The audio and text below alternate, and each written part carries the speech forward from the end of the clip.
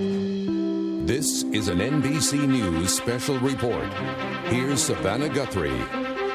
Hi, everybody. 9:14 on the East Coast and 7:14 in Utah, where the FBI and local officials are about to give an update on the investigation into yesterday's shocking assassination of Charlie Kirk. Let's listen in. Freedoms of this country. And instead, we find ourselves today hunting a murderer who chose to violate our rights, the rights of an individual within this country. Just to recap yesterday's events, at around 12:20 p.m., political influencer Charlie Kirk was at Utah Valley University participating in a student-sponsored event with Turning Point USA. Charlie was shot at that event. He was transported to a local hospital where he later passed. Last night, his body was moved to the state office of the medical examiner. We will continue to facilitate movements to get him home today and with his family. Yesterday, during the investigative process, we located a couple of persons of interest. We interviewed those individuals, and after releasing them and after clearing them of being suspects, they faced scrutiny, they faced threats.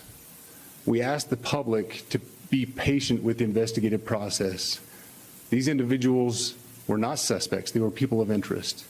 We ask that you do not impose into those people and that investigative process.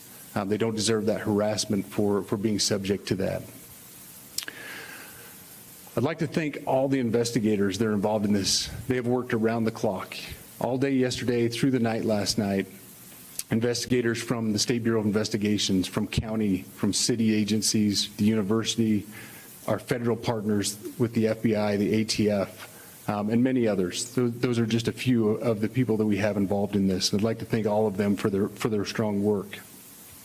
Through all that work last night, we were able to make a few breakthroughs. We were able to track the movements of the shooter. Starting at 11:52 a.m., this subject arrived on campus, shortly away from campus. We have tracked his movements onto the campus, through the stairwells, up to the roof, across the roof to a shooting location. After the shooting, we were able to track his movements as he moved to the other side of the building, jumped off of the building, and fled off of the campus and into a neighborhood. Our investigators have worked through those neighborhoods, contacting anybody they can with doorbell cameras, witnesses, and have thoroughly worked through those communities, trying to identify any leads. We do have good video footage of this individual. We are not going to release that at this time. We are working through some technologies and some ways to identify this individual. If we are unsuccessful, we will reach out to you as the media and we will push that publicly to help us identify them. But we are confident in our abilities right now, and we would like to move forward in a manner that keeps everyone safe and moves this process appropriately.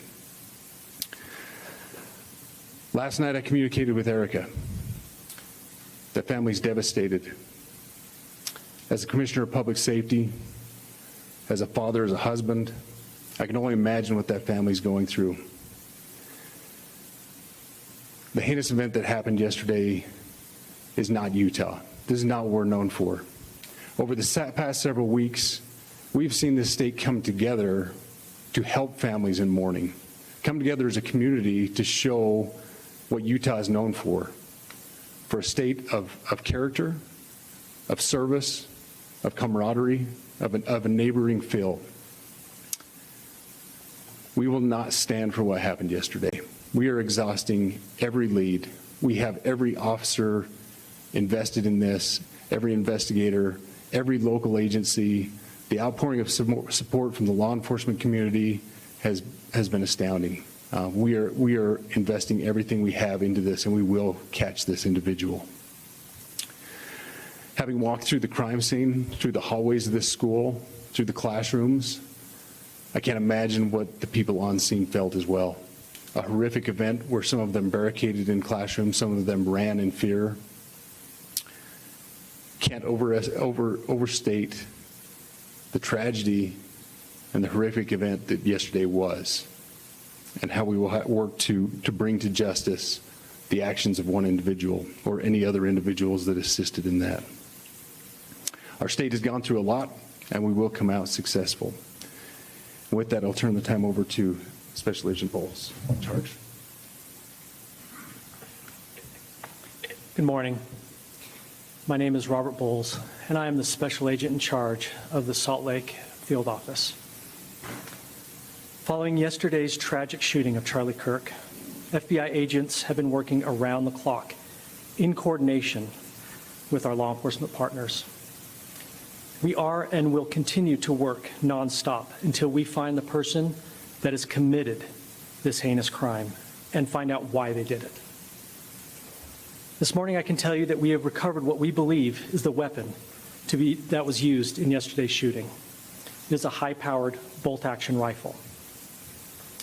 That rifle was recovered in a wooded area where the shooter had fled. So the FBI laboratory will be analyzing this weapon. Investigators have also collected footwear impression, a palm print, and forearm imprints for analysis. Now, I understand there are a lot of questions about motive. I assure you that all leads, tips are being fully investigated. As of this morning, we have received more than 130 tips. We thank the community for that. The FBI has brought every resource to bear, and we will continue to do so throughout the course of this investigation. The FBI's mission is to protect the American people. It's to uphold the Constitution of the United States. Any attack on the First Amendment is an attack on the very foundation of our democracy. That is why we will relentlessly pursue this case and the shooter until we find him. We also continue to grieve with the family and the community. It's our community. If you have any video or images from the shooting, we ask you to please submit them to our digital media tip website at www.fbi.gov/Utah Valley Shooting. You can also call the FBI at 1-800-CALL-FBI. We truly rely on the public's help in these types of cases, and no tip is too small or insignificant. Thank you.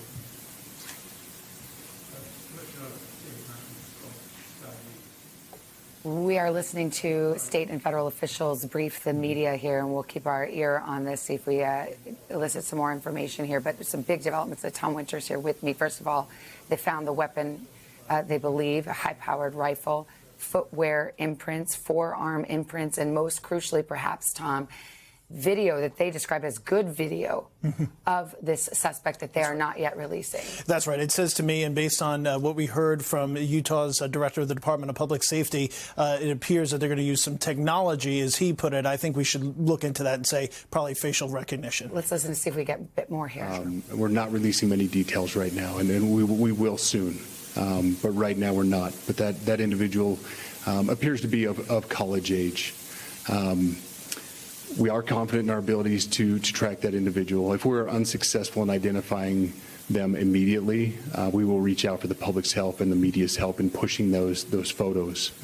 That was a new development overnight, working through the night, studying those cameras. So that's something that's new and that we're working through right now. As far as the security, I cannot speak to that. Neither the Department of Public Safety nor the Federal Bureau of Investigation was involved in the planning or security of this event, and that'll have to be a question later for other agencies.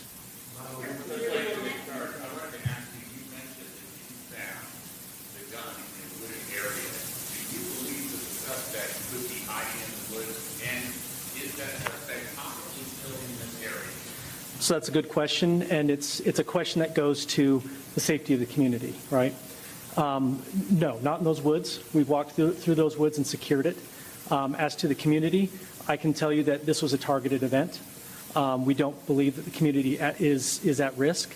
However, we are exhausting every resource to find him, and we will do so. With the BBC, from the images you have, can you see clearly the suspect's face? You say he's college age. Do you believe he was from this university? And how far do you think he may have gone in this time? So I can't comment specifically on his face or any details such as that, as it's continuing to be a part of the investigation. And again, we'll release that shortly.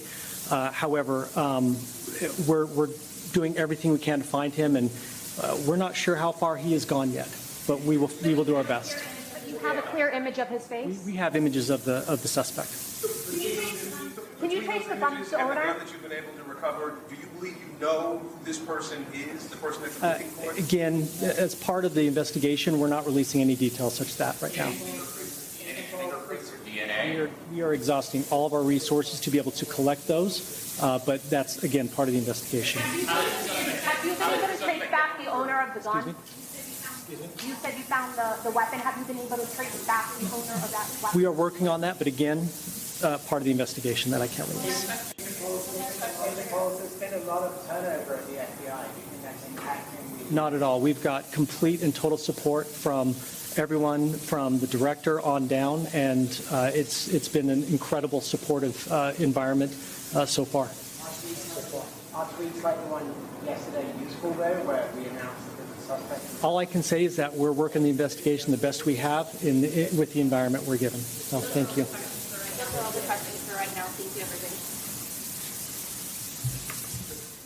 Right, so a lot of revelations there from the officials in Utah briefing on the assassination of Charlie Kirk, conservative commentator.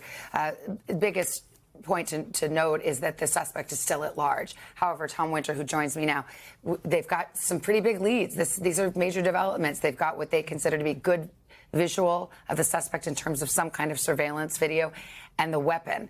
And that potentially could be a big lead in terms of identifying. 100%. This isn't somebody that phoned in and said, well, I might have a relative, somebody's missing. All that information can be helpful. This is derived by evidence. So a couple of key things here right now. They've found the weapon that they believe is responsible for this, that the shooter used. So that could be used to trace back to who purchased that. Is it, in fact, the shooter themselves or other information that can be helpful with respect to tracing that? You know that individual no longer has that rifle. That's also important information to know.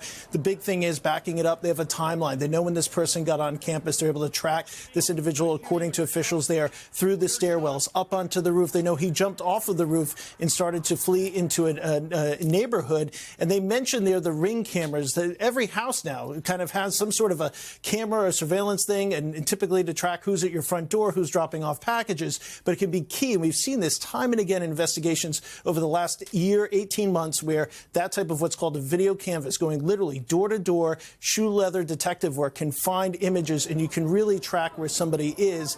They said good images. They did not answer whether or not they have a shot of his face, but then they mentioned technology, Savannah, as we were discussing earlier. Sure sounds like they want to use some facial recognition and other tools to try to be able to find this person before they do anything else. And what they didn't say is that whether or not they know or have a good guess as to the identity of this individual, they're clearly not going to tell the public at this point as they're working this case. NBC's Morgan Chesky at the scene of Utah Valley University, a scene that of college students shaken, the school closed for the rest of the week, and yet the officials are saying it's not considered a threat to the community because this is a targeted attack, Morgan. Yeah, Savannah, they're calling it a targeted attack, and they say that right now they don't believe this community at large is at risk from that shooter that opened fire just yesterday at, again, 12:20. And I think what's so striking here, Savannah, is the fact that we can now piece together this timeline somewhat. He arrived on campus at 11:52 a.m. A student I spoke to last night, Savannah, said that this amphitheater where Kirk was shot was just on the other side of this building behind me.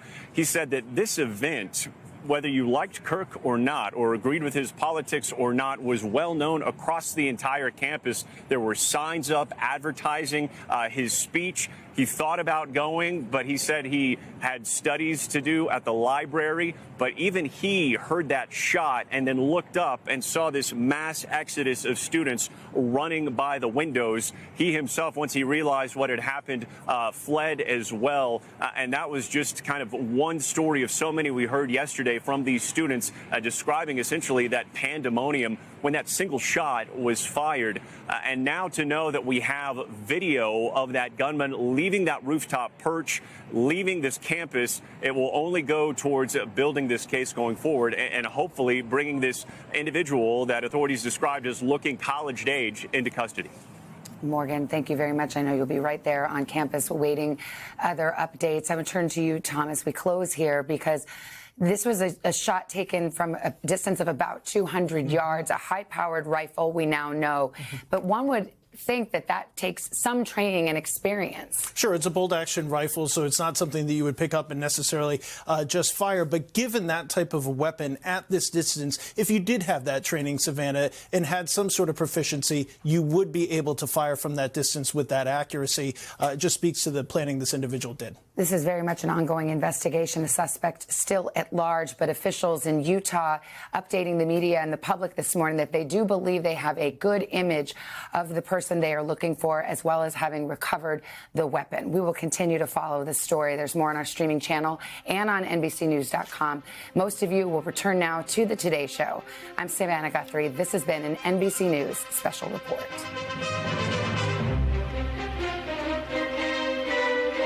Hey, thanks for watching. And don't forget, you can catch the Today Show every morning on NBC or take Today when you're on the go. Just follow the Today podcast on Apple Podcasts, Spotify, or wherever you listen.